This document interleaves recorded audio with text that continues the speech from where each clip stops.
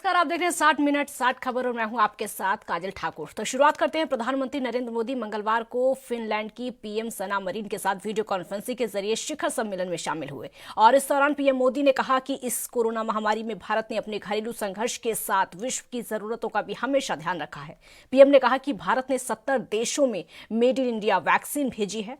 PM ने यह भी कहा कि महामारी में पिछले साल भारत ने 150 से ज्यादा देशों को दवाइयां और अन्य आवश्यक सामग्री भेजी थी और हाल के हफ्तों में लगभग 70 देशों को भारत में बनी वैक्सीन की 58 मिलियन से ज्यादा डोज भेजी गई हैं।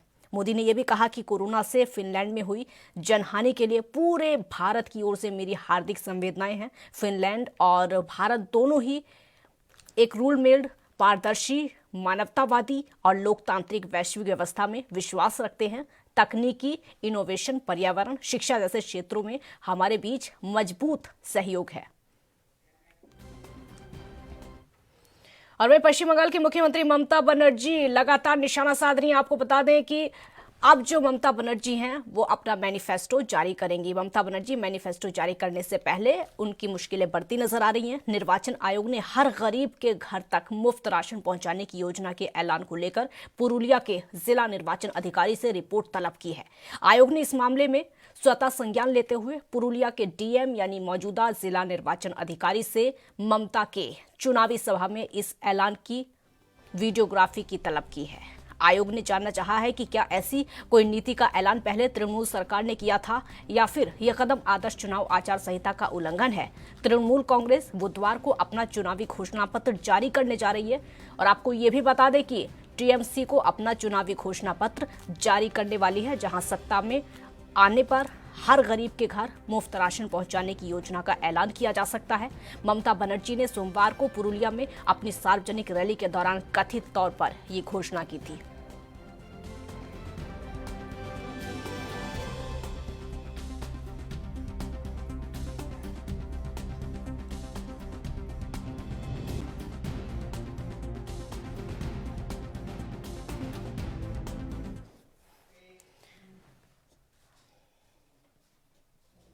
और वहीं बीजेपी नेता अनिल जैन ने सीएम ममता पर हमला करते हुए कहा है कि अगर सीएम ममता जनता का दर्द समझती हैं तो उनकी पार्टी से मेंबर छोड़कर भाग नहीं रहे होते।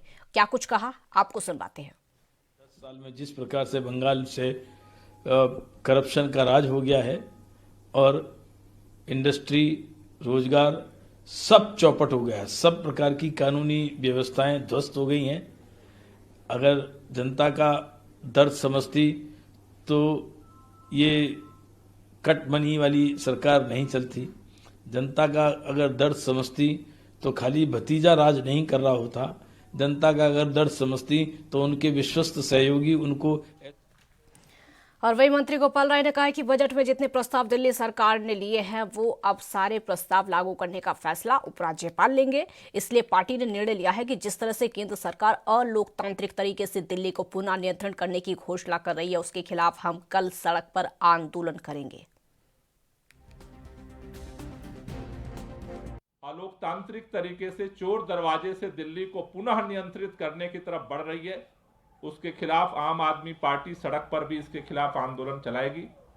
कल 2 बजे से जंतर मंतर पर आम आदमी पार्टी के कार्यकर्ता, आम आदमी पार्टी के पार्षद, आम आदमी पार्टी के विधायक, आम आदमी पार्टी के मंत्री, सांसद सभी उस प्रदर्शन में शामिल होंगे। दिल्ली के मुख्यमंत्री अरविंद केजरीवाल भी उस प्रदर्शन का हिस्सा बनेंगे, जिससे कि इस लोकतंत्र विरोधी सरकार के समक्ष जनता की आवाज को, जनता की चुनी हुई सरकार को। पश्चिम बंगाल में सभी पार्टियां चुनाव जीतने की तैयारी में जुटी हुई हैं, लेकिन सीएम ममता बनर्जी की पार्टी तृणमूल कांग्रेस के लिए लगातार मुसीबतें बढ़ती जा रही हैं। वोटिंग से ठीक पहले तृणमूल कांग्रेस को एक बड़ा झटका लगा है। टीएमसी की विधायक और फिल्म अभिनेत्री देवाश्री राय ने पार्टी से इस्तीफा दे दिया है। विधानसभा चुनाव से पहले देवाश्री राय का इस तरह से इस्तीफा देना पार्टी के लिए बड़े नुकसान के तौर पर देखा जा रहा है।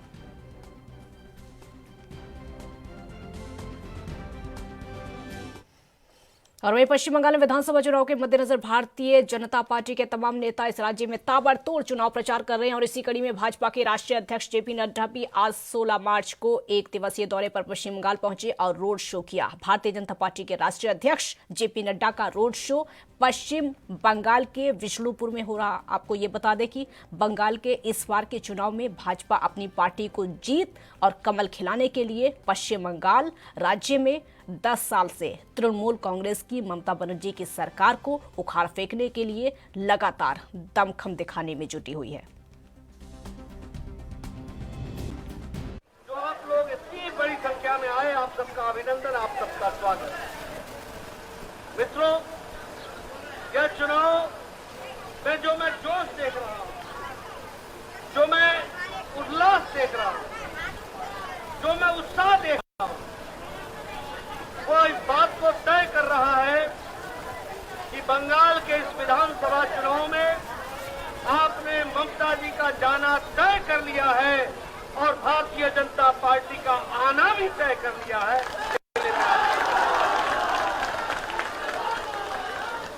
जो मैं देख रहा हूं, माताएं, बहनें, बुजुर्ग अपने घरों से निकलकर, अगर मैं इस तरीके का नारा देता हूं या इस तरीके से आप मध्य प्रदेश में कोरोना के मामले लगातार बढ़ते जा रहे हैं और इसी बीच शिवराज सरकार ने बड़ा फैसला लिया है। शिवराज सिंह चौहान ने कैबिनेट की बैठक के बाद अधिकारियों के साथ मीटिंग ली है और मीटिंग ने भोपाल और इंदौर में फिर से नाइट कर्फ्यू का ऐलान कर दिया है। कोरोना के दूसरे दौर में सबसे ज्यादा भोपाल इंदौर में केस मिल रहे हैं और उसके साथ ही महाराष्ट्र में आने वाले यात्रियों की थर्मल स्क्रीनिंग जरूरी है। साथ ही वहां के यात्रियों के लिए 7 दिन का होम क्वारंटाइन जरूरी है। भोपाल इंदौर में पहले से ज्यादा सख्ती बरती जाएगी और सीएम ने कह दिया है कि आज कुछ कठोर फैसले लिए जाएंगे। सीएम ने लोगों से अपील भी की कि आप कोविड नियमों का पालन जरूर करें क्योंकि एमपी में लापरवाही की वजह से कोरोना के मामले लगातार बढ़ते जा रहे हैं और उसके साथ ही भोपाल में जो कार्यक्रम हैं, कई कार्यक्रम रद्द कर दिए गए।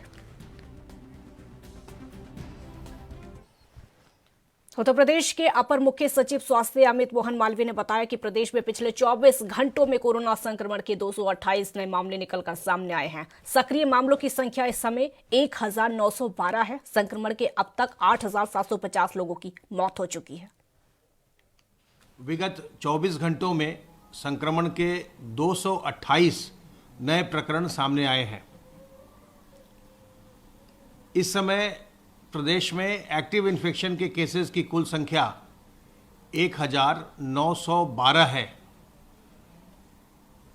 जिनमें से 79 व्यक्ति निजी अस्पतालों में अपना इलाज करवा रहे हैं और बाकी के व्यक्ति या तो होम आइसोलेशन में घर पर रहकर स्वास्थ्य लाभ कर रहे हैं या फिर राजकीय चिकित्सालयों में निःशुल्क अपना इलाज करवा रहे हैं। संक्रमण के प्रारंभ से अर्थात पिछले वर्ष मार्च में पहला संक्रमण का प्रकरण प्रदेश में आया था। उस समय से 3 मार्च 2020 से लेकर अब तक 5,94,993 व्यक्ति संक्रमित होने के पश्चात संक्रमण मुक्त हो चुके हैं और उपचारित होकर अब स्वस्थ हैं।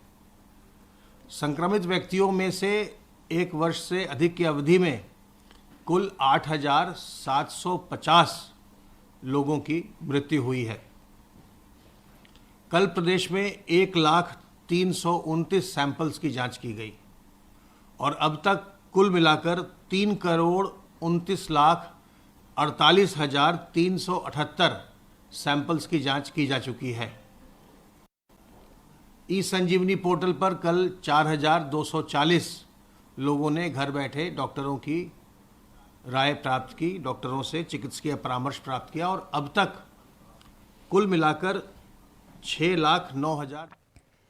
महाराष्ट्र के उप मुख्यमंत्री अजित पवार ने कहा कि शिवसेना, राष्ट्रवादी कांग्रेस और कांग्रेस एक होकर काम कर रहे हैं। हमारे बीच कोई मतभेद नहीं है। सरकार किसी को बचाने की कोशिश नहीं करना चाहती और उन्होंने क्या कुछ कहा, आपको सुनवाते हैं। प्रेशर नहीं है। शिवसेना, राष्ट्रवादी कांग्रेस और कांग्रेस तीनों पार्टियों के जो चीफ के नाते काम करते हैं महाराष्ट्र में, वो सब मीटिंग में थे बाद में भी मेरे ख्याल से 12:30 बजे नाना साहेब पटोले और बाला साहेब थोरात ये भी वापस जाने वाले थे सीएम को मिलने के लिए। ऐसा बिल्कुल नहीं है, हम सब एक होके काम कर रहे हैं, हमें बिल्कुल एक दूसरे में मतभेद।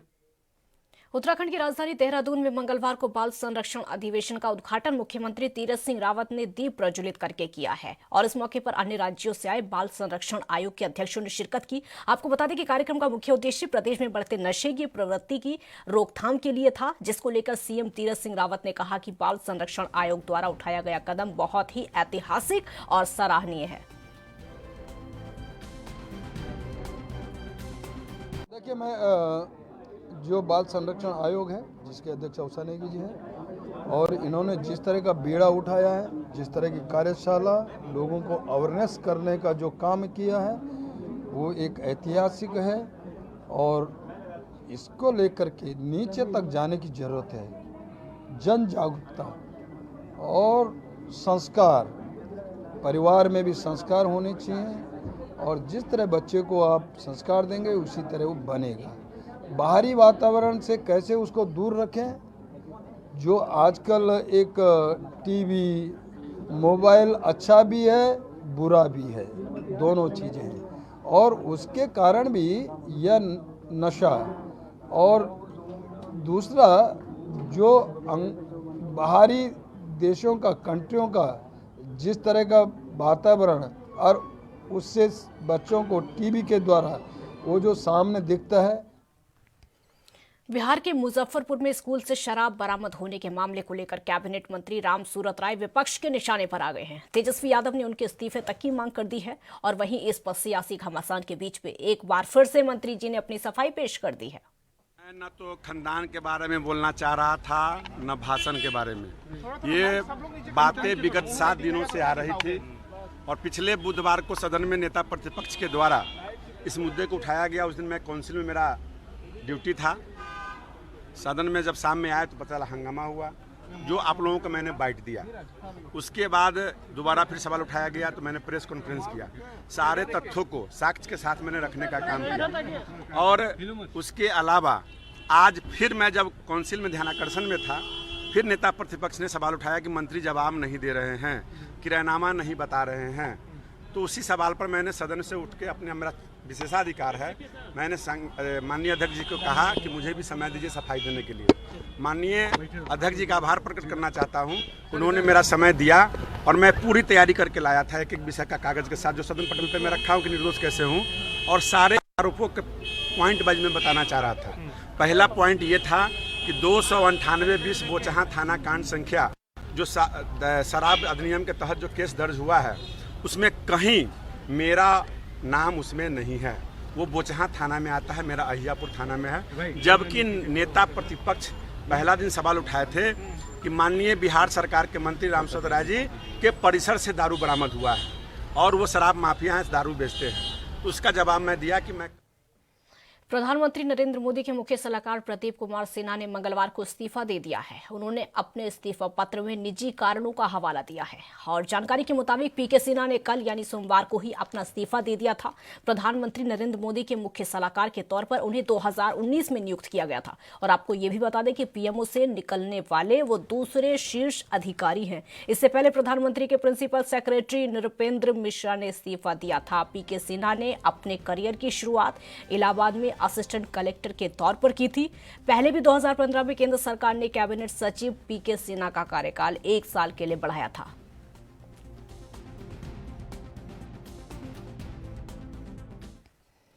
भारतीय किसान यूनियन के राष्ट्रीय प्रवक्ता राकेश टिकैत ने कहा है कि पश्चिम बंगाल में किसानों से कहा है कि ये आपसे एक मुट्ठी चावल मांग रहे हैं तो आप उससे इसका एमएसपी मांगो। साथ ही उन्होंने ये भी कहा कि आप बदला ले लो।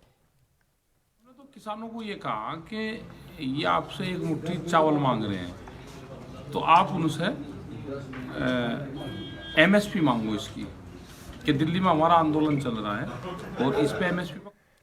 हरियाणा के मुख्यमंत्री मनोहर लाल ने अपने बजट भाषण में दिए गए भिवानी के मेडिकल कॉलेज का नाम डॉक्टर मंगल सेन से पंडित नेगी राम के नाम से संशोधित करने का प्रस्ताव पड़ा है और भिवानी मेडिकल कॉलेज का नाम पंडित नेगीराम के नाम से करने की घोषणा कर दी है। और वहीं इसको लेकर प्रदेश गृह एवं स्वास्थ्य मंत्री अनिल विज ने विधानसभा में खड़े होकर कहा है कि वो भिवानी के मेडिकल का नाम पंडित नेगीराम के नाम से करने का स्वागत करते हैं। हमारे प्रदेश के लिए गर्व का विषय होगा कि उनके नाम पर प्रदेश में किसी भी मेडिकल कॉलेज या संस्थान को उनके नाम से जाना जाएगा।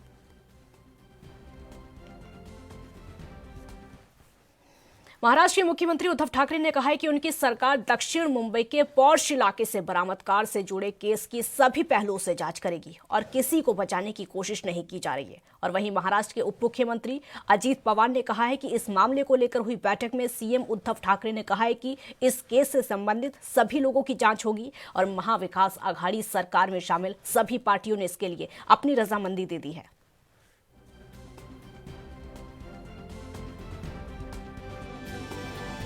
सुरुवातीपासून मुख्यमंत्र्यांनी महाराष्ट्र सरकारने सांगितलेलं आहे की कुठल्याही गोष्टीच्या संदर्भामध्ये चौकशी झाली पाहिजे। चौकशी झाल्यानंतर जे कोणी दोषी असतील त्यांच्यावर कारवाई केली जाईल। त्याच्यामध्ये कुणालाही पाठीशी घालण्याचं महाविकास आघाडीच्या सरकारचं काही कारण नाही आणि सरकार तसं अजिबात करणार नाही हे मी देखील राज्याचा उपमुख्यमंत्री या नात्याने स्पष्ट करू इच्छितो। दोन एजन्सीज आता चौकशी त्या ठिकाणी करतायत, एनआयए पण करते आणि आपले एटीएस पण त्या ठिकाणी चौकशी करतायत। त्यामुळे ज्या ज्या घटना पुढे येत आहेत त्या त्या पद्धतीनं त्याच्या संदर्भातली कारवाई त्या ठिकाणी करण्यात येईल हे मी स्पष्टपणे सांगतो।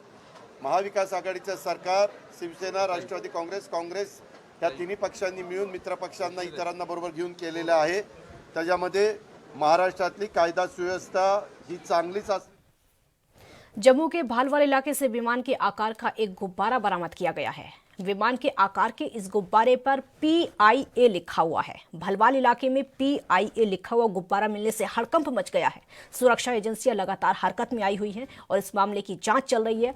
ठीक इसी तरह का एक गुब्बारा पुलिस ने 10 मार्च को हीरानगर सेक्टर के सोत्रा चक गांव से बरामद किया था और इस पूरे मामले में पाकिस्तान की किसी नापाक हरकत की आशंका से इनकार नहीं किया जा सकता है, क्योंकि लगातार समय समय पर पाकिस्तान सीमा पर ऐसी हरकतें करता रहता है।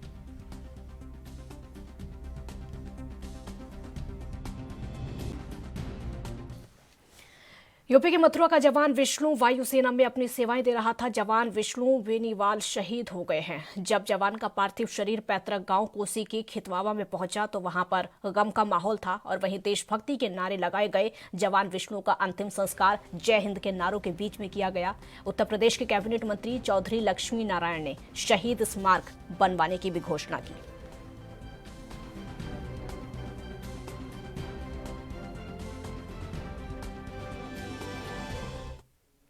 कोरोना महामारी के चलते पहले स्कूलों में छुट्टियां कर दी गई थी और साथ ही 10वीं और 12वीं कक्षाओं की परीक्षाएं भी घोषित कर दी गई थी। लेकिन अब फैसला लेते हुए पंजाब स्कूल शिक्षा बोर्ड ने ऐलान किया है कि 5वीं कक्षा बोर्ड के पेपर लिए जाएंगे, जो 16 मार्च से शुरू हो चुके हैं। तो इन परीक्षाओं को लेकर कोरोना को ध्यान में रखते हुए सरकार ने स्कूलों को गाइडलाइंस जारी कर दी है। वहीं 5वीं कक्षा की परीक्षा को लेकर लोग नाखुश दिखाई दे रहे हैं। कोरोना के डर की वजह से लोग चाहते हैं कि 5वीं की परीक्षा ऑनलाइन ली जाए।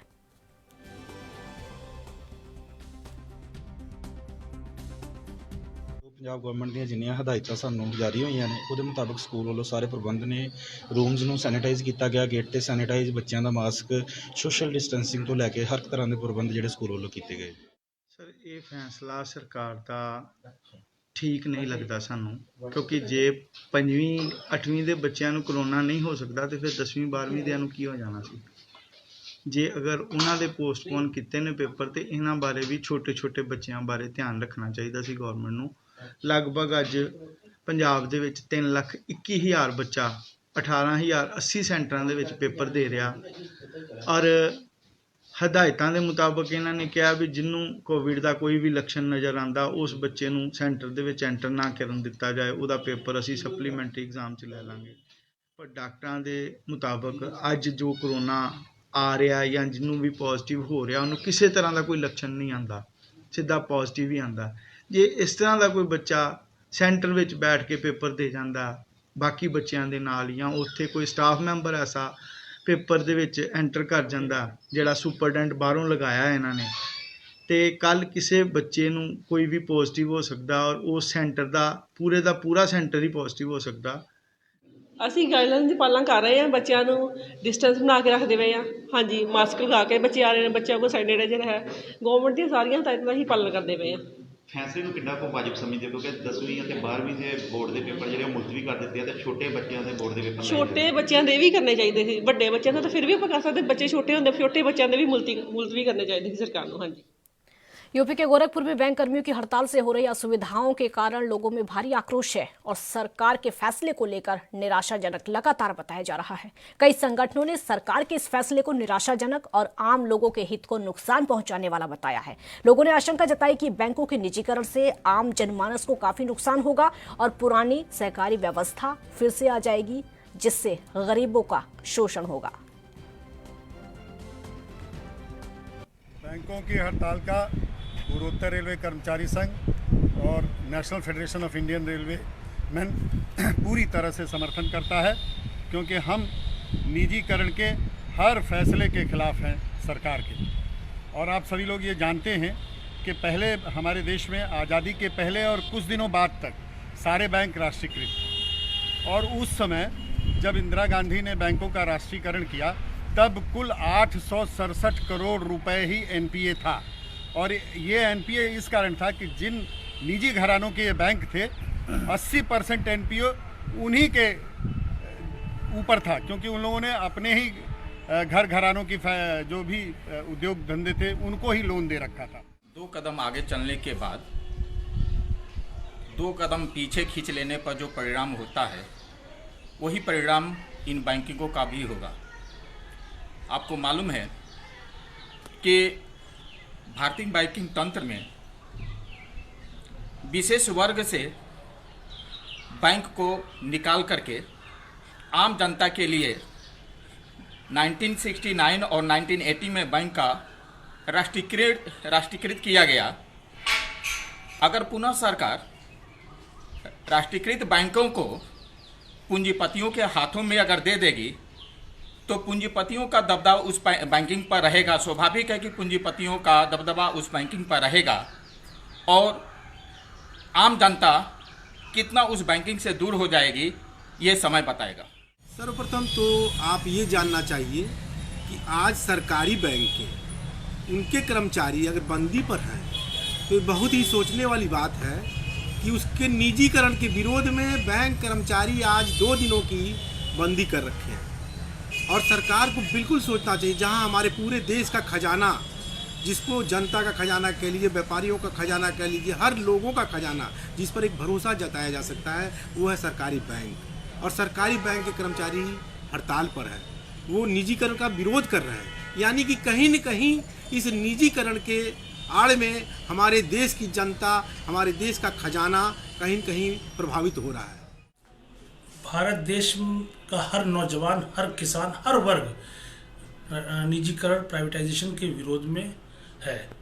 निजीकरण करके भारत के औद्योगिक घरानों को बढ़ाना, व्यापारी अगर व्यापार करने आएगा तो वो अपने लाभ की बात करता है। जो सरकारी संस्थाएं होती हैं वो आम जनता की लाभ की बात करती हैं। अभी भारत देश के अर्थशास्त्र के विद्वान रघुराजन जी ने कहा कि औद्योगिक घरानों को किसी भी कीमत पे बैंक खोलने की अनुमति नहीं देनी चाहिए। अगर आप प्राइवेटाइजेशन करेंगे, औद्योगिक घराने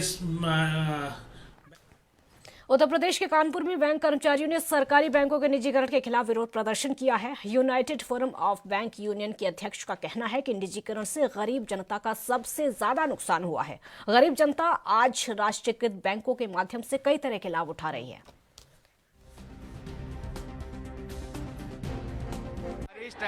राष्ट्रव्यापी जो बैंकों की है, जिसको राष्ट्रीयकरण के विरोध में किया जा रहा है, राष्ट्रीयकरण से करने के विरोध में किया जा रहा है। प्राइवेटाइजेशन से जो नुकसान है वो जनता का सबसे ज्यादा है। जो गरीब जनता आज राष्ट्रीयकृत बैंकों के माध्यम से तमाम तरह के लाभ उठा रही है, प्राइवेट बैंक में उसकी घुसने की हिम्मत भी नहीं हो सकती। हम आप ही हैं, वहाँ के जाके प्रबंधक को कभी हम देख नहीं सकते हैं, मिलना तो दूर है। राष्ट्रीयकृत बैंकों में हर आदमी को सुलभ पहुंच है बैंक के मैनेजमेंट तक, अपनी बात कह सकता है, शिकायत कर सकता है। ये हालात जो है प्राइवेट बैंक में नहीं होंगे। हमारे को सर्विस कंडीशन की चिंता नहीं है। हमारा ये मध्य प्रदेश के शिवपुरी में बैंक कर्मचारी दूसरे दिन भी हड़ताल पर रहे। बैंक कर्मचारियों ने बैंकों के निजीकरण करने समेत अन्य मांगों को लेकर हड़ताल पर रहे। प्रदर्शनकारियों ने शिवपुरी के गुरुद्वारा चौक पर प्रदर्शन किया, जहां बैंक और बीमा कामगारों ने बढ़ चढ़कर हिस्सा लिया। और वहीं बैंक कर्मचारियों की हड़ताल का असर शहर के ज्यादातर एटीएम पर देखने को मिला। वहीं दूसरी ओर बैंकों की हड़ताल से उपभोक्ताओं को खासा परेशानियों का सामना करना पड़ा। प्रदर्शन आप जता रहे हैं? बैंकों के प्राइवेटाइजेशन के विरोध में हम लोग यहाँ पे विरोध प्रदर्शन जता रहे हैं, क्योंकि भारत सरकार धीरे धीरे सारे सरकारी उपक्रम को बेचते जा रही है। जो सरकार अभी मौजूदा सरकार है वो यही कहती है कि पिछली 60 साल की गवर्नमेंट ने किया क्या। तो मैं पूछ रहा हूँ कि जो पिछली 60 साल की सरकार ने जो किया है वो इसको बेच क्यों रहे हैं। ये अपना खुद नया बनाए और उसको बेचे। आप कब तक इस तरह विरोध प्रदर्शन जारी रखेंगे? जब तक सरकार जो है हमारी मांगे मान नहीं लेती, क्योंकि हम मैनपुरी कोतवाली पुलिस में 2 कारों से फर्जी नंबर प्लेट लगाकर स्प्रिट की तस्करी करने वाले 4 अभियुक्तों को गिरफ्तार करके जेल भेज दिया है। जानकारी के मुताबिक पुलिस ने मुखबिर की सूचना पर छापा मारकर दोनों कारों को कब्जे में लेकर उनकी तलाशी ली, जिसमें 200 लीटर स्प्रिट का जखीरा बरामद हुआ है। साथ ही तस्करी करने वाले 4 अभियुक्तों को गिरफ्तार किया है, लेकिन अन्य 2 भागने में सफल हो गए। कोतवाली नगर पुलिस को ये सूचना मिली कि कुछ वाहन सवार लोग जो है अवैध स्प्रिट लेके यहाँ क्षेत्र में ले जा रहे हैं। इस सूचना पर कोतवाली पुलिस और जो स्वाट टीम है इनके द्वारा घेराबंदी की गई। तो मौके पर 2 वाहनों पर 5 लोगों को गिरफ्तार किया गया और उनके कब्जे से लगभग 200 लीटर अवैध स्प्रिट जहरीली शराब बरामद की गई है। इन दोनों को गिरफ्तार करके न्यायालय के समक्ष। पंजाब के कपूरथला से इंसानियत की शर्मसार कर देने वाली घटना रेल कोच फैक्ट्री से सामने आई है, जिसे सुनकर इंसान की आत्मा दहल जाएगी। दरअसल रेल कोच फैक्ट्री के बाहर झुग्गी झोपड़ियों में रहने वाली 7 साल की नाबालिग लड़की के साथ रेप और वहीं रहने वाले एक प्रवासी मजदूर ने किया है। आपको बता दें कि लड़की के माता पिता खेतों में मेहनत मजदूरी करने गए थे। वहीं दूसरी ओर कपूरथला की एसएसपी खुद बच्ची का हाल जानने सिविल अस्पताल पहुंची। डीएसपी का कहना है कि आरोपी मूल रूप से बिहार के मुंगेर जिले का रहने वाला है। आरोपी के खिलाफ पोक्सो एक्ट की धारा लगाकर कार्रवाई की जा रही है। ਇਹਦੇ ਸੰਬੰਧ ਵਿੱਚ ਥਾਣਾ ਸੁਲਤਾਨਪੁਰ ਲੋਧੀ ਵਿਖੇ FI ਨੰਬਰ 68 ਅੰਡਰ ਸੈਕਸ਼ਨ 376 307 ਤੇ 4 ਪੋਕਸੋ ਐਕਟ ਦੇ ਤਹਿਤ ਦਰਜ ਕੀਤੀ ਗਈ ਹੈ। ਇਹ ਛੋਟੀ ਬੱਚੀ ਹੈਗੀ ਆ, ਬਿਹਾਰ ਨੂੰ ਬਿਲੋਂਗ ਕਰਦੀ ਹੈ ਤੇ ਰੇਲਵੇ ਸਟੇਸ਼ਨ ਹਸੈਨਪੁਰ ਇਹਦਾ ਪਰਿਵਾਰ ਜਿਹੜਾ ਕਰੀਬ 10 ਸਾਲ ਤੋਂ ਆਲੂ ਦੀ ਬਿਜਾਈ ਤੇ ਬਿਜਾਈ ਦਾ ਕੰਮ ਕਰਦੇ ਨੇ ਤੇ ਇਸ ਲੜਕੀ ਦੀ ਉਮਰ ਕਰੀਬ 7 ਸਾਲ ਸੀ ਤੇ ਬਿਹਾਰ ਨੂੰ ਹੀ ਲੜਕਾ ਇੱਕ ਬਿਲੋਂਗ ਕਰਦਾ ਹੈ। ਉਹਨੂੰ ਆਏ ਨੂੰ ਹਜੇ 15-16 ਦਿਨ ਹੋਏ ਸੀ। ਮੁਕੇਸ਼ ਨਾਮ ਦਾ ਵਿਅਕਤੀ ਹੈਗਾ, ਉਹਦੇ ਵੱਲੋਂ ਇਹਨੂੰ ਰੇਪ ਕੀਤਾ ਗਿਆ ਸੀ। ਸਰ ਆਰੋਪੀ ਨੂੰ ਗ੍ਰਿਫਤਾਰ ਕਰ ਲਿਆ? ਹਾਂਜੀ, ਦੋਸ਼ੀ ਨੂੰ ਜਿਹੜਾ ਵਾ ਉਹ ਗ੍ਰਿਫਤਾਰ ਕਰ ਲਿਆ ਗਿਆ ਹੈਗਾ। ਕਿਸੇ ਜਿਹੜੀ ਬੱਚੀ ਹੈ ਤੇ ਹਾਲਤ ਕਿਹੋ ਜਿਹੀ ਹੈ? ਸੁਣ ਚਾ ਰਹੇ ਸੀ ਕਿ ਬੱਚੀ ਨੂੰ ਰੈਫਰ ਕੀਤਾ ਗਿਆ, ਕਿਹੋ ਜਿਹੀ ਹਾਲਤ ਹੈ ਜੀ?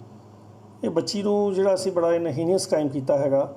ਇਹਨ ਰੇਪ ਕਰਨ ਤੋਂ ਬਾਅਦ ਲੱਕੜ ਦੇ ਡੰਡੇ ਨਾਲ ਉਹਨੂੰ ਉਹਦੇ पलवल के राजकीय औद्योगिक प्रशिक्षण संस्थान में रोजगार मेले का आयोजन किया गया। रोजगार मेले में हरियाणा, उत्तराखंड, हिमाचल प्रदेश, राजस्थान के औद्योगिक क्षेत्रों की कई इकाइयों ने भाग लिया। और राजकीय औद्योगिक प्रशिक्षण संस्थान ने प्रधानाचार्य भगत सिंह से बताया कि रोजगार मेले में हरियाणा, उत्तराखंड, हिमाचल प्रदेश, राजस्थान के औद्योगिक क्षेत्रों की कई इकाइयों ने युवाओं को रोजगार दिलाने के नाम पर ITI की प्लेसमेंट सेल को सूचना दी, जिसमें ITI पास डिप्लोमा, इलेक्ट्रीशियन, मैकेनिकल पास एवं नॉन IT के तकरीबन 1500 अभ्यर्थियों को रोजगार की जरूरत है। और उन्होंने ये भी बताया कि रोजगार मेले के माध्यम से ज्यादा युवाओं को रोजगार मिल सकता है। उन्होंने ये भी कहा कि सरकार को दिशा निर्देशित के अनुसार हर महीने ITI पलवल में रोजगार मेले का आयोजन किया जाता है। अभी तक तकरीबन 250 युवाओं को रोजगार के अवसर मिल चुके हैं। रोजगार दिलाने के लिए इस संस्था में आज जॉब फेयर का आयोजन किया जा रहा है, जिसके तहत करीब 1500 विभिन्न हमारे ट्रेड्स हैं, जैसे ITI की हैं, उनमें कुछ डिप्लोमा इन इंजीनियरिंग भी हैं। ये हमें हमारी प्लेसमेंट सेल को ईमेल के माध्यम से इंडस्ट्रियों से वो वैकेंसी प्राप्त हुई है, जिनको आज हम इंडस्ट्री आने लगी हैं। हमारे पास कई इंडस्ट्री अभी आई हैं, कई रास्ते में हैं, आ रही हैं, और आज अधिक से अधिक इस ITI के माध्यम से छात्रों को रोजगार दिलवाया जाए। खुशी हुई कि बहुत सारे युवक ऐसे हैं जिनको ना कॉलेज से प्लेसमेंट नहीं हो पाती, बेरोजगार रह जाते हैं, तो वो बेरोजगारी के रोजगार पाने के लिए हमारे ITI में, पलवल ITI में आयोजन किया गया है, जॉब फेयर लगाया गया है। तो इससे युवाओं में काफ़ी सारा मतलब उत्साह देखने को मिला है कि जॉब फेयर के लिए वो काफ़ी सारे लोग आए हैं, रजिस्ट्रेशन करवा रहे हैं और जॉब के लिए अपनी किस्मत को और अपने बेस्ट ऑफ इंटरव्यूज़ देके, टेस्ट देके वो कैसे भी जॉब के लिए, अपॉर्चुनिटी के लिए सिलेक्ट होंगे। मुझे खुशी है और मैं सरकार से यही गुजारिश करूँगा कि ऐसे रोजगार। और यहाँ पर वक्त हो चला एक छोटे से ब्रेक का, जल्द हाजिर होंगे।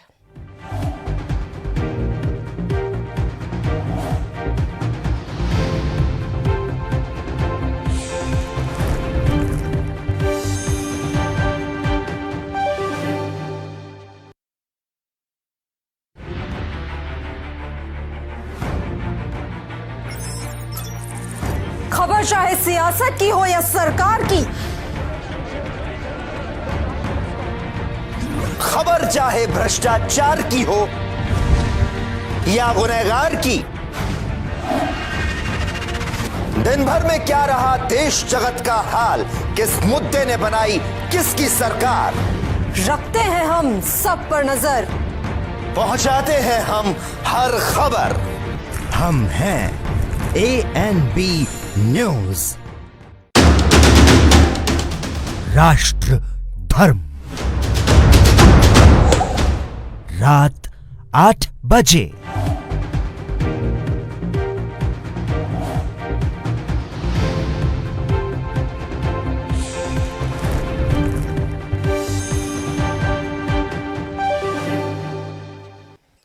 ब्रेक के बाद एक बार फिर स्वागत है आपका। तो यूपी में त्रिस्तरीय पंचायत चुनाव होने जा रहे हैं, जिसकी सियासी हवा अभी से तल्ख होती दिखाई दे रही है। आपको बता दें कि पंचायत के चुनाव हैं, लेकिन इस चुनाव को लेकर जालौन के मुख्यालय उरई की पुलिस लाइन में झांसी मंडल के कमिश्नर सुभाष मिश्रा और उनके साथ में DIG वहां पर मौजूद रहे। पुलिस अधिकारियों के साथ लगातार बैठकें की जा रही है। इस दौरान उन्होंने चुनाव से पहले सभी तैयारियां पुख्ता करने को लेकर शांतिपूर्ण ढंग से चुनाव संपन्न कराए जाने के निर्देश दिए। कमिश्नर ने कहा कि पंचायत चुनाव को लेकर माहौल अभी से तैयार होने लगा है। संबंधित अधिकारी हर गांव का एक मैप तैयार करें, जिससे कि मतदान के समय चुनावी सामग्री पहुंचाने और उपद्रव फैलाने वाले अराजक तत्वों से निपटा जाए। आने वाले समय में बहुत ही निकट भविष्य में त्रिस्तरीय पंचायती संस्थाओं के चुनाव होंगे। इसके संबंध में हम लोगों ने, मैंने और IG साहब ने आज यहाँ उरई मुख्यालय पर, जनपद मुख्यालय पर सभी SDMs और CO, SOs, पंचायत से जुड़े हुए अधिकारीगण जो पंचायत निर्वाचन से संबंधित हैं, एक्साइज डिपार्टमेंट के अधिकारी, सबके साथ में एक जॉइंट मीटिंग की है और सबको सारी मशीनरी को तैयार रहने के लिए निर्देश दिए हैं। बहुत जल्दी ये काम होना है, क्योंकि ये सबसे ज़्यादा चैलेंजिंग चुनाव होता है। हर गांव में बहुत ही मायने रखता है एक एक वोट, इसलिए सेंसिटिविटी काफ़ी बढ़ जाती है। तो हमने निर्देश दिए कि एक तो आप तैयारी करो, पूरे क्षेत्र का भ्रमण करो। आपको पता होना चाहिए कि आपका ज्योग्राफिकल एरिया कैसा है, कहाँ पर रास्ते हैं, कहाँ पर नदी नाले हैं, कहाँ पहाड़ हैं, कैसे आप पहुँचते हो, कोई भी चीज़ को कैसे पहुँचाना होता है, इन्फॉर्मेशन। और इसी बीच पंजाब से एक बड़ी खबर आपको बता दें, नवजोत कौर सिद्धू को बड़ी जिम्मेदारी मिली है। इस वक्त की बड़ी खबर आपके सामने, नवजोत कौर सिद्धू को बड़ी जिम्मेदारी मिल चुकी है। पंजाब से बड़ी खबर आपके सामने, अखिल भारतीय जाट महासभा की पंजाब की महिला विंग अध्यक्ष उनको नियुक्त किया गया है। नवजोत कौर सिद्धू को बड़ी जिम्मेदारी मिली है। पंजाब से बड़ी खबर आपके सामने, अखिल भारतीय जाट महासभा पंजाब की महिला विंग की अध्यक्ष उनको बनाया गया है। महिला विंग की अध्यक्ष की जिम्मेदारी उनको दी गई है। जगतार सिंह भुल्लर सहयोगी हमारे साथ इस समय ज्यादा जानकारी के साथ जुड़ चुके हैं। जगतार जी, नवजोत कौर सिद्धू को बड़ी जिम्मेदारी मिली है। देखिए, ये इत्तेफाक ही बोला जा सकता है कि ऑल इंडिया जाट महासभा के जो प्रेसिडेंट है वो कैप्टन अमरिंदर सिंह है, और कैप्टन अमरिंदर सिंह की सिद्धू परिवार के साथ नहीं बनती, ये दुनिया जानती है। लेकिन पंजाब इकाई का नवजोत कौर सिद्धू जो धर्म पत्नी है नवजोत सिंह सिद्धू की, उनको वहां महिला विंग का प्रेसिडेंट लगाया गया जाट महासभा की तरफ से, और कल ऑफिशियली तौर पे डॉक्टर नवजोत कौर सिद्धू के नाम पर घोषणा हो जाएगी। और नवजोत कौर सिद्धू जो पहले श्रोमणी अकाली दल और भारतीय जनता पार्टी की संयुक्त सरकार थी। उस सरकार में वो CPS थी और उनके पास हेल्थ मंत्रालय था।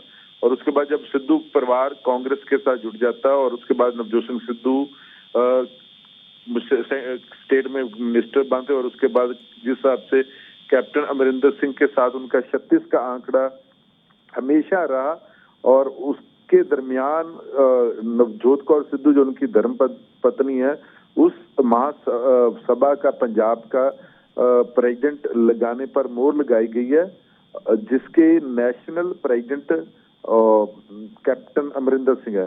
तो ये एक बड़ी सियासी तौर पे इसे डेवलपमेंट के तौर पे देखा जा रहा, क्योंकि अब महज 8 महीने बाकी रह गए पंजाब विधानसभा चुनाव को लेकर। कहीं ना कहीं जो राहुल गांधी, प्रियंका गांधी, जहाँ कांग्रेस हाईकमान वो चाहती है कि सिद्धू परिवार वो कांग्रेस के साथ ही जुड़ा रहे, और क्योंकि नवजोत सिंह सिद्धू को पंजाब की पॉलिटिक्स से माइनस करके नहीं देखा जा सकता। जी ठीक है, बहुत शुक्रिया आपका इस पूरी जानकारी के लिए। तो नवजोत कौर सिद्धू को बड़ी जिम्मेदारी दी गई है। हालांकि काफी समय से एक तरीके से देखा जाए तो 36 का आंकड़ा सिद्धू के बीच में और कैप्टन अमरिंदर के बीच में लगातार चला था, लेकिन अब चुनाव आने वाले हैं। चुनाव को देखते हुए कहीं ना कहीं देखा यह जा रहा है जो कांग्रेस का हाईकमान है, चाहे वो प्रियंका गांधी हो, सोनिया गांधी हो या फिर राहुल गांधी हो, वो चाहते हैं कि इनकी करीबियां बढ़े, सियासी तौर पर फायदा लेने की कोशिश। और मध्य प्रदेश के उज्जैन में एक बार फिर से बजरंग दल के कार्यकर्ताओं ने गौ तस्करी के नाम पर एक शख्स की जमकर पिटाई कर दी है। दरअसल गाय समेत एक गाड़ी को थाना नीलगंगा क्षेत्र के हरी फाटक ब्रिज के समीप बजरंग दल के कार्यकर्ताओं ने पकड़ लिया, जिसके बाद गाड़ी के ड्राइवर से पूछताछ के नाम पर कार्यकर्ताओं ने बर्बरता पेश की और लात घूंसों से जमकर उसकी पिटाई कर दी। आपको बता दें कि उज्जैन के आसपास के इलाकों में मंडी लगती है, जहां से गायों की खरीदारी की जाती है और तस्करी की जाती है। ऐसे में कई बार बजरंग दल के कार्यकर्ताओं को की खबर लग जाती है और वो गाड़ी पकड़कर पुलिस के हवाले कर देते हैं। लेकिन बीते 2 दिनों में बजरंग दल के कार्यकर्ताओं ने 2 गाड़ी पकड़ी और दोनों में गाड़ी के साथ पकड़े लोगों से मारपीट की गई। लगातार 2 दिन में दूसरी बार गोवंश काटने के लिए यहाँ पर से कुछ लोग लेकर जा रहे थे। घटिया से ये गाड़ी भरकर आई थी। सूचना लगी, कार्यकर्ताओं द्वारा गाड़ी का पीछा किया गया तो हरी फाटक ब्रिज के वहां पर उसको रोका और रोक कर यहाँ पर थाने लेकर आए। इस गाड़ी के अंदर 6 गोवंश है, जिसको काटने के लिए इंदौर लेकर जा रहा था। प्रशासन से हमने मांग करी है कि लगातार पिछले कुछ वर्षों से गोवंश का धंधा प्रशासन की नाक के नीचे से किया जा रहा है, तो इन पे सख्त से सख्त कार्रवाई हो। और 2 वर्ष पूर्व भी इसी व्यक्ति को इसी थाने के अंदर हमने गाड़ी सहित पकड़ के और पुलिस के हवाले करा था। तो प्रशासन से ये मांग कर रहे हैं कि इसके पुराने रिकॉर्ड निकालकर इस पर रासुका की कार्रवाई करी जाए। बेसिकली कोई भी अपराध घटित होता है तो उसकी सूचना कोई भी व्यक्ति पुलिस को दे सकता है, लेकिन अगर कोई इस प्रकार आरोपी के साथ कोई मारपीट करता है तो उसमें भी कानून अपना काम करता है। राजस्थान के जयपुर में 21 सूत्रीय मांगों को लेकर पिछले 23 दिनों से अखिल भारतीय विद्यार्थी परिषद के छात्र राजस्थान यूनिवर्सिटी में धरना और अनशन पर बैठे हुए हैं। इसी दौरान आज अपनी मांगों को लेकर एबीवीपी कार्यकर्ताओं ने विरोध प्रदर्शन तेज कर दिया है। प्रदर्शन के दौरान एबीवीपी कार्यकर्ता पुलिसकर्मियों के साथ उलझ गए और कार्यकर्ताओं साथ में छात्रों पर बल का प्रयोग करके उन्हें वहां से खदेड़ा गया। आपको बता रहे कि 21 सूत्रीय मांगों को लेकर पिछले 23 दिनों से अखिल भारतीय विद्यार्थी परिषद की ओर से राजस्थान यूनिवर्सिटी में धरना और अनशन किया जा रहा है। प्रमोटी छात्रों को 5% बोनस अंक छात्रवृत्ति शुरू करने, नई लाइब्रेरी को शुरू करने समेत 21 सूत्रीय मांगों को लेकर दिए जा रहे धरने में अभी तक कोई वार्ता नहीं होने के बाद अब एबीवीपी कार्यकर्ताओं में भारी आक्रोश है।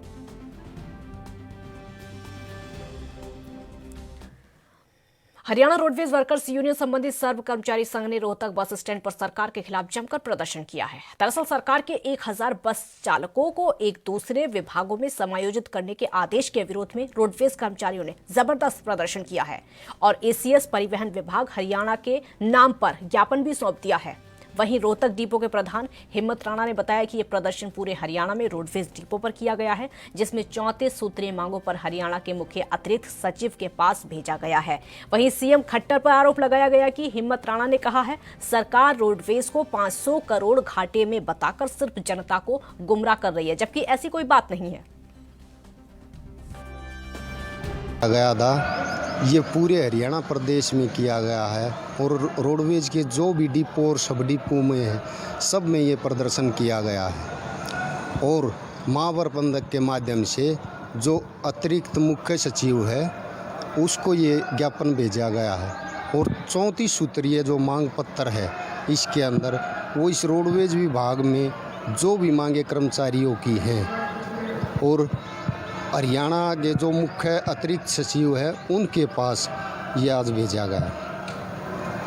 ये हरियाणा रोडवेज की जनसंख्या बढ़ती हुई जनसंख्या को देखते हुए आज इस विभाग में 14,000 बसों की ज़रूरत है और इस विभाग को सरकार निजीकरण करने को जा रही है और निजी हाथों में सौंपना चाहती है।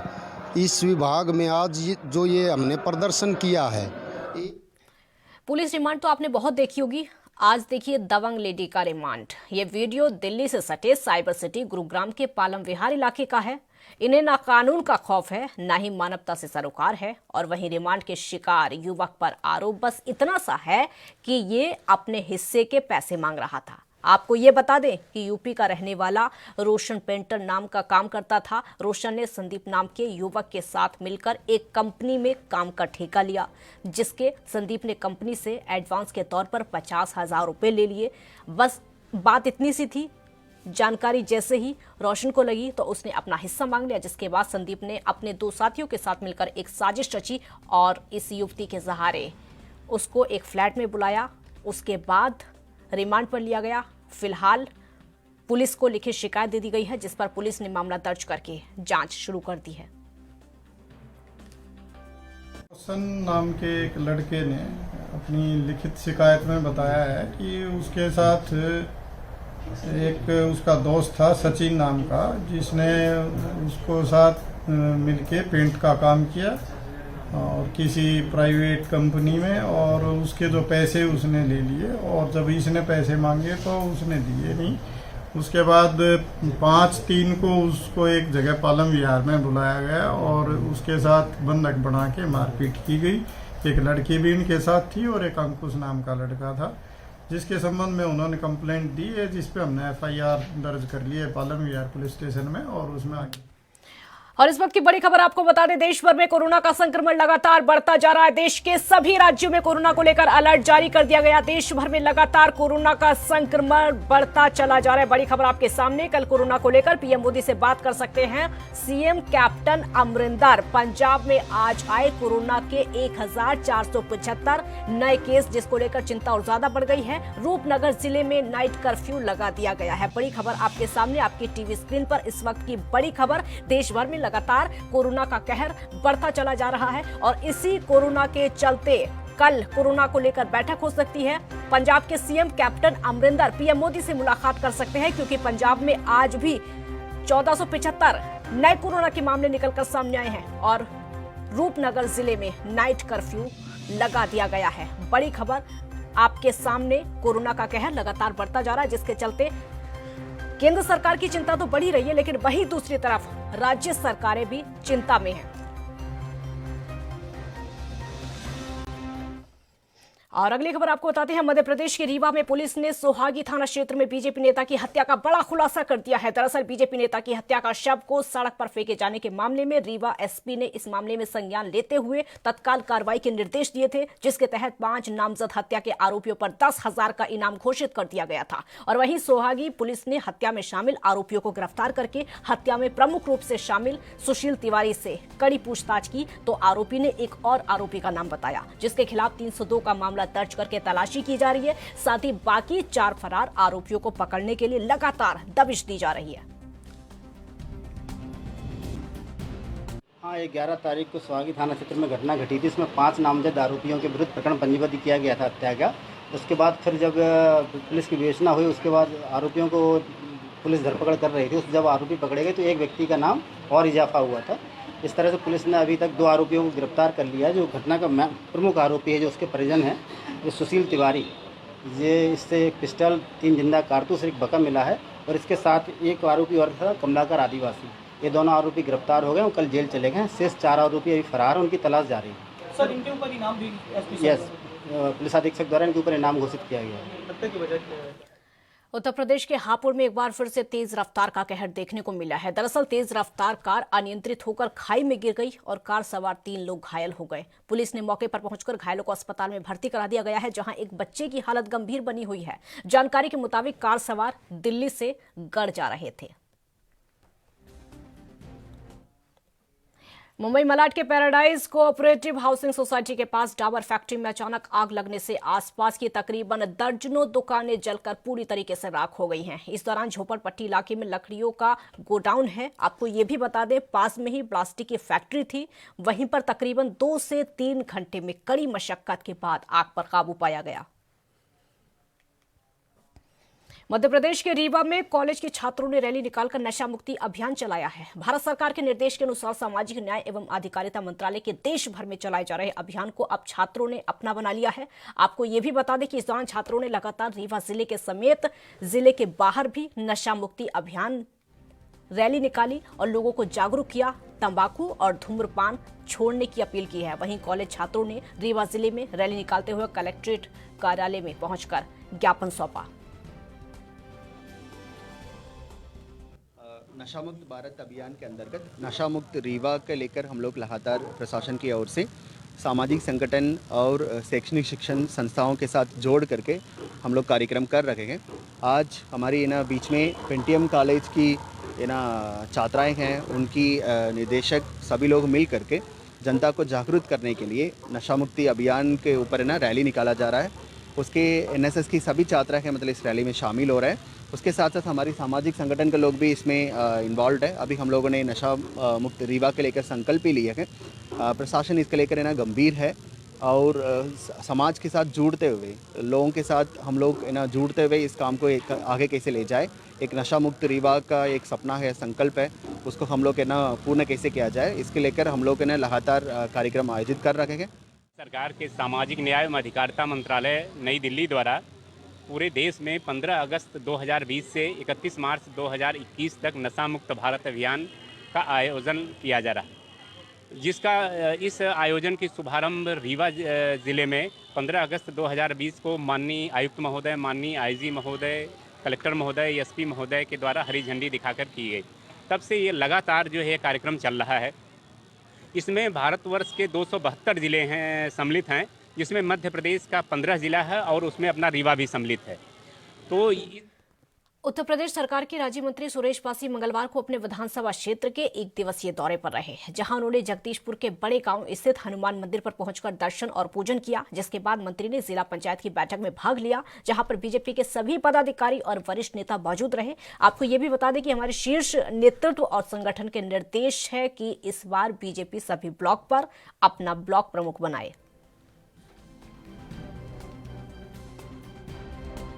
अमेठी जनपद के जिला पंचायत वार्ड नंबर 5 के इस बैठक में यहाँ पर हमारे भारतीय जनता पार्टी के सभी पदाधिकारी और वरिष्ठ नेतागण उपस्थित हुए हैं। जैसा कि हमारे शीर्ष नेतृत्व का निर्देश है, माननीय प्रधानमंत्री जी, माननीय मुख्यमंत्री जी और संगठन का, कि इस बार भारतीय जनता पार्टी सभी ब्लॉकों पर अपने ब्लॉक प्रमुख बनाएगी जनता के माध्यम से, और सभी जिला अध्यक्ष के जो पद हैं जिला पंचायत के, उन पर भारतीय जनता पार्टी अपना प्रत्याशी जो है लड़ाएगी। यूपी के मैनपुरी में तहसील समाधान दिवस पर आगरा कमिश्नर अमित गुप्ता ने करहल तहसील का दौरा किया है। मंडलायुक्त ने दौरे के दौरान तहसील मुख्यालय की जनता पर शिकायत सुनी है। साथ ही समाधान दिवस के बाद कमिश्नर ने तहसील परिसर में स्थित कार्यालय में रिकॉर्ड रूम का भी निरीक्षण किया। और आपको बता दें कि एक गांव में उन्होंने ग्रामीणों की शिकायतें सुनने के बाद शिकायतों का निस्तारण करने के लिए अधिकारियों को निर्देश दिए।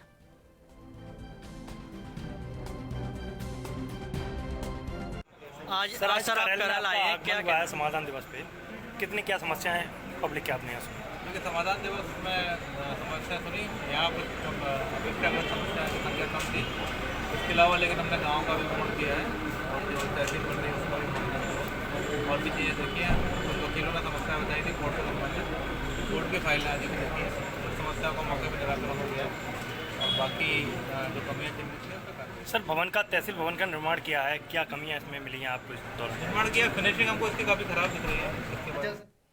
मध्य प्रदेश के बेटवा में क्रिकेट मैच टूर्नामेंट के दौरान दो समुदाय के लोगों में विवाद होने का मामला सामने आया है। क्रिकेट मैच में हुए विवाद से शहर का माहौल पूरी तरीके से तनावपूर्ण हो गया है। दरअसल मंडी प्रांगण में चल रहे रात्रिकालीन क्रिकेट टूर्नामेंट के दौरान 12 मार्च को दो समुदायों के युवाओं के बीच में बहस हो गई, जिसकी सूचना मिलने पर पुलिस ने मौके पर पहुंचकर टूर्नामेंट बंद करवा दिया। और इस विवाद को लेकर सोमवार रात को एक समुदाय से जुड़े लोगों ने दूसरे समुदाय के घर पर जाकर हमला बोल दिया, जिसके बाद बड़ी संख्या में दोनों समुदाय से जुड़े लोग थाने पर जमा हो गए और पुलिस भी मौके पर पहुंची, भीड़ को तितर-बितर कर दिया। 20 लोगों के खिलाफ मुकदमा दर्ज किया गया है। जैसा कि मुझे पता लगा था कि शायद HM हुआ है और HM की जानकारी मुझे मिली, तो मैंने प्रशासन से बात करी। प्रशासन में एडिशनल SP, DIG, IG साहब से बात करी। उन्होंने यहाँ फोर्स भी भेजा और यहाँ स्थिति अभी नियंत्रण में है।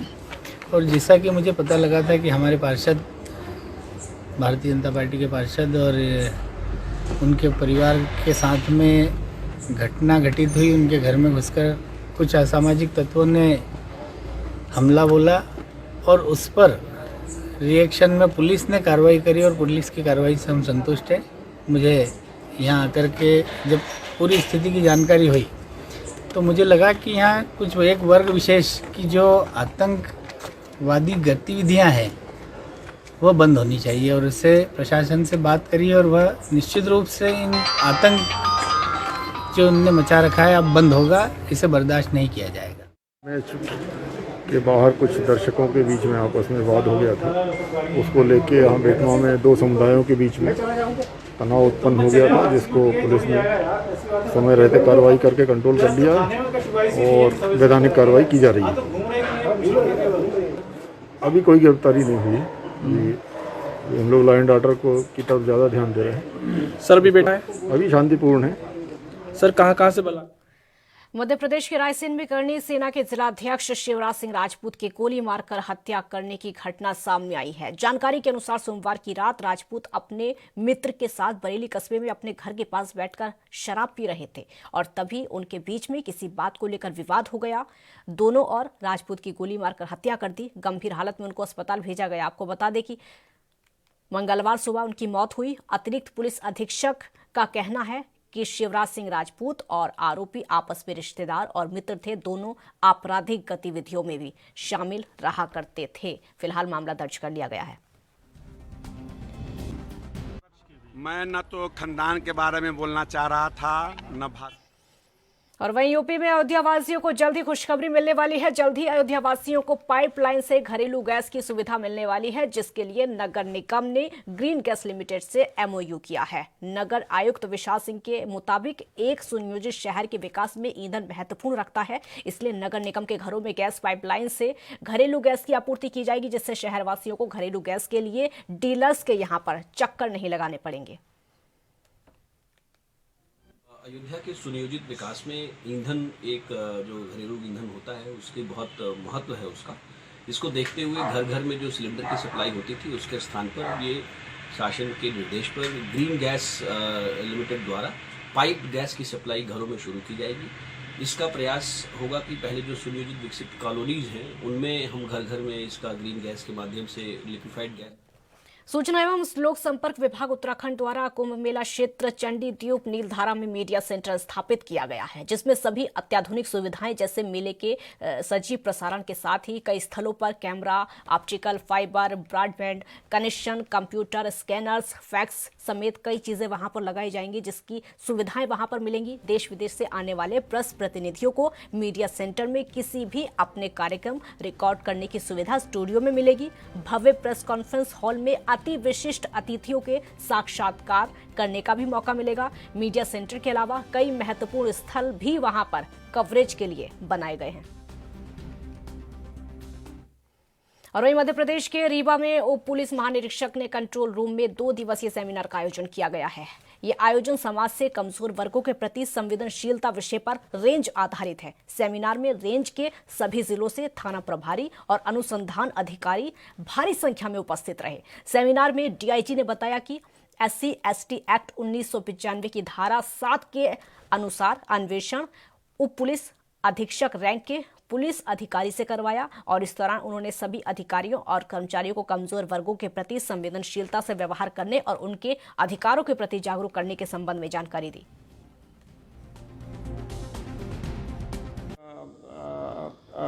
क्या बोलते हैं, ट्राइबल डिपार्टमेंट की तरफ से ये रहता है, जो हमारे पुलिस की तरफ से किया जाता है। समाज के कमज़ोर वर्गों के प्रति संवेदनशीलता विषय पर ये सेमिनार आयोजित किया जाए, जिसमें ज़िले के समस्त कई थाना प्रभारी और सब इंस्पेक्टर और हर स्तर के अधिकारी बुलाए गए हैं।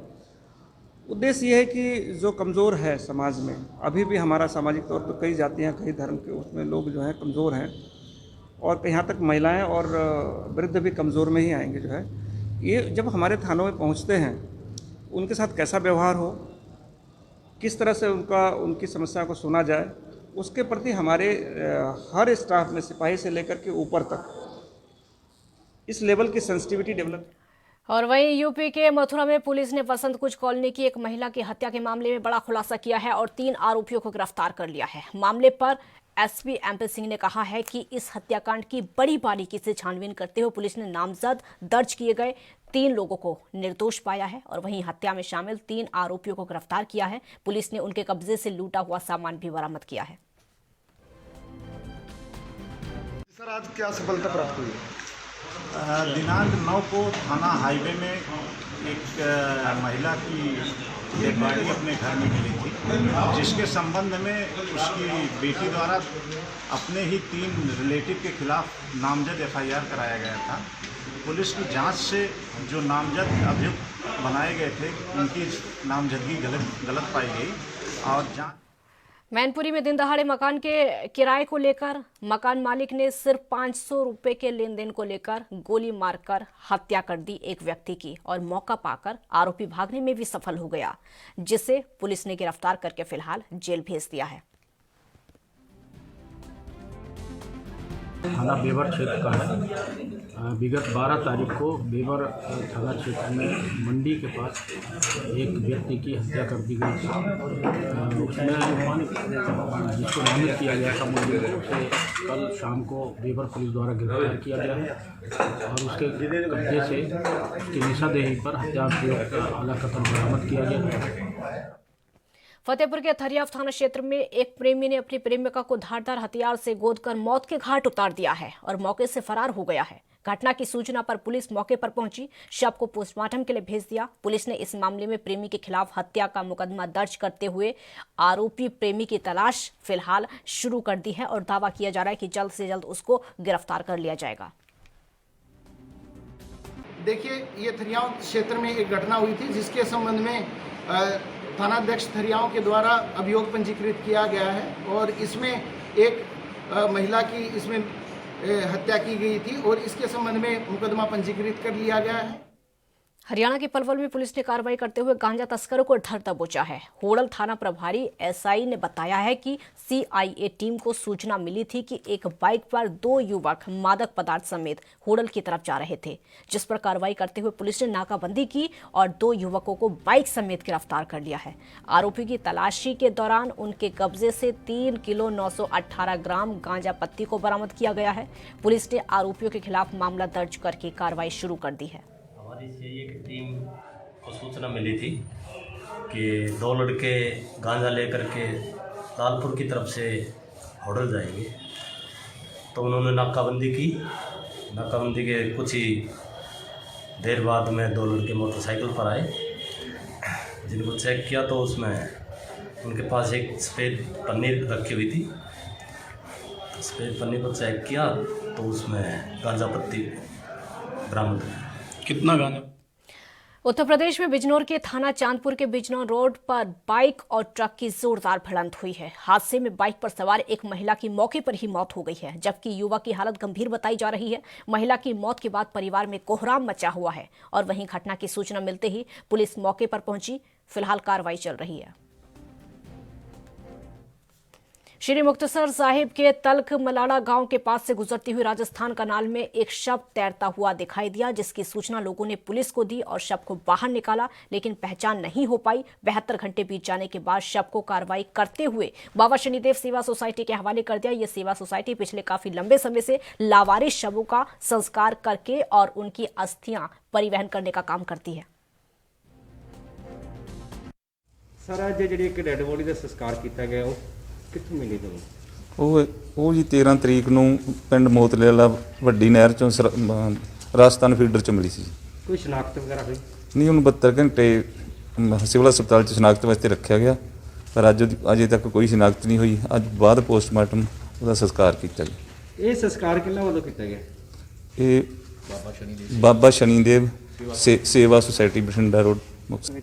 ਇਹ ਥਾਣਾ ਬਰੀਵਾਲੇ ਦੇ ਪਿੰਡ ਦੇ ਵਿੱਚ ਇੱਕ ਪਿੰਡ ਪੈਂਦਾ ਮੋਤਲੇ ਵਾਲਾ, ਉਹਦੇ ਰਾਜਸਥਾਨ ਫੀਡਰ ਦੇ ਵਿੱਚੋਂ ਇੱਕ ਲਵਾਰਸ ਲਾਸ਼ ਤੈਰਦੀ ਹੋਈ ਮਿਲੀ ਸੀ, ਜਿਸ ਦੀ ਪਿੰਡ ਦੀ ਸੂਚਨਾ ਦਿੱਤੀ ਥਾਣਾ ਬਰੀਵਾਲੇ ਪੁਲਿਸ ਨੂੰ ਦਿੱਤੀ। ਪੁਲਿਸ ਨੇ ਮੌਕੇ ਤੇ ਪਹੁੰਚ ਕੇ ਉਸ ਲਾਸ਼ ਨੂੰ ਆਪਣੇ ਕਬਜ਼ੇ 'ਚ ਲੈ ਲਿਆ ਤੇ ਉਸ ਨੂੰ ਸ਼ਨਾਖਤ ਵਾਸਤੇ ਸਰਕਾਰੀ ਹਸਪਤਾਲ ਸ਼੍ਰੀ ਮੁਕਤਸਰ ਸਾਹਿਬ 'ਚ ਰਖਾ ਦਿੱਤਾ ਸੀ, ਪਰ 72 ਘੰਟਿਆਂ ਬਾਅਦ ਵੀ ਉਸ ਵਿਅਕਤੀ ਦੇ ਵਾਰਸਾਂ ਦੀ ਸ਼ਨਾਖਤ ਨਹੀਂ ਹੋ ਸਕੀ ਅਤੇ ਅੱਜ ਪੁਲਿਸ ਨੇ 72 ਘੰਟੇ ਬਾਅਦ ਉਸ ਦਾ ਪੋਸਟਮਾਰਟਮ ਸਰਕਾਰੀ ਹਸਪਤਾਲ ਸ਼੍ਰੀ ਮੁਕਤਸਰ ਸਾਹਿਬ ਵਿੱਚੋਂ ਕਰਵਾ ਦਿੱਤਾ ਸੀ ਅਤੇ ਉਸ ਦਾ ਸੰਸਕਾਰ ਬਾਬਾ ਸ਼ਨੀਦੇਵ ਸੇਵਾ ਸੁਸਾਇਟੀ ਨੇ ਬਠਿੰਡਾ ਰੋਡ ਦੇ ਸ਼ਿਵਧਾਮ ਦੇ ਸ਼ਮਸ਼ਾਨ ਘਾਟ ਵਿੱਚ ਕਰਵਾ ਦਿੱਤਾ ਸੀ। ਜਿਹੜੀ ਬਾਬਾ ਸ਼ਨੀਦੇਵ ਸੇਵਾ ਸੁਸਾਇਟੀ ਜਿਹੜਾ ਲਵਾਰਸ ਲਾਸ਼ਾਂ ਦਾ ਸੰਸਕਾਰ ਕਰਾ ਲਿਓ, ਕਿਸ ਸਹਿਯੋਗ ਨਾਲ ਕਰਾ ਰਹੀ ਹੈ? ਇਹ ਸਹਿਯੋਗ ਸਾਹਿਬ ਸ਼ਹਿਰ ਨਿਵਾਸੀਆਂ ਦੇ ਸਹਿਯੋਗ ਨਾਲ ਹੋ ਰਿਹਾ ਜੀ। 2008 ਦੀਆਂ ਲਵਾਰਸ ਲਾਸ਼ਾਂ ਦਾ ਅੰਤਮ ਸੰਸਕਾਰ ਕਰ ਰਹੇ ਹਾਂ। ਕਰੋਨਾ ਦੇ ਦੌਰ ਦੇ ਵਿੱਚ ਵੀ ਮੇਰੀ ਜੋ ਕਿ ਟੀਮ ਖੜੀ ਹੈ, ਇਹਨਾਂ ਨੇ ਬਹੁਤ ਵਧੀਆ ਰਿਸਪੌਂਸ ਦਿੱਤਾ ਕਿ ਬਹੁਤ ਮਿਹਨਤ ਨਾਲ ਲਵਾਰਸ ਲਾਸ਼ਾਂ ਦੇ ਅਸੀਂ ਸੰਸਕਾਰ ਕਰ ਰਹੇ ਹਾਂ। ਅੱਜ ਤੱਕ ਜਿਵੇਂ ਕਰੋਨਾ ਵਾਇਰਸ ਦੀ ਗੱਲ ਕਰੀਏ ਤੇ ਤੁਸੀਂ ਕਾफ़ी लंबे समय तो करते हो, किन्नियां 60 मिनट 60 खबरें फिलहाल इतना ही। आप देखते रहिए ANB न्यूज़। नमस्कार।